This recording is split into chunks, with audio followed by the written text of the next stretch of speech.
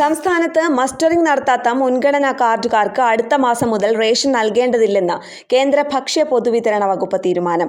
15,774 പേരാണ് മസ്റ്ററിംഗ് നടത്താത്തത്. കൂടുതൽ പേരും പിങ്ക് കാർഡ് ഉടമകളാണ്. കഴിഞ്ഞ വർഷം സെപ്റ്റംബർ 24 മുതൽ മസ്റ്ററിംഗ് ആരംഭിച്ചിരുന്നു. 30 വരെ മസ്റ്ററിംഗ് നടത്തുന്നില്ലെങ്കിൽ അടുത്ത 3 മാസം പ്രവാസികളുടെ പട്ടികയിൽ പെടുത്തും.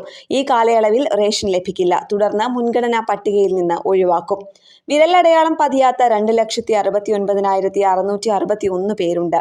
മഞ്ഞ, പിങ്ക് കാർഡുകാരാണ് ഇവർ. കിടപ്പുരോഗികളും പ്രായമായവരും കൂലിപ്പണിക്കാരും ഇതിലുണ്ട്. ഇവരുടെ റേഷൻ മുടങ്ങാതിരിക്കാൻ സംസ്ഥാന സർക്കാർ നടപടി സ്വീകരിച്ചിട്ടുണ്ട്. ഇത് സംബന്ധിച്ച് കത്ത് ഭക്ഷ്യവകുപ്പ് കൈമാറിയിട്ടുള്ളതിനാൽ മസ്റ്ററിംഗ് പൂർത്തിയാക്കിയതായി കണക്കാക്കും. ന്യൂസ് ഡെസ്ക് കേരള പ്രണാമം.